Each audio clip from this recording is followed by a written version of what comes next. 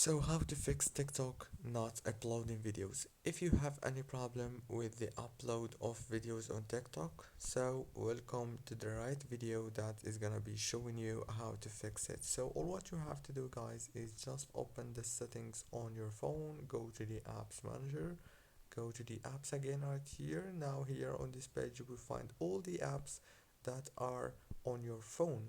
Just search for TikTok and click on it.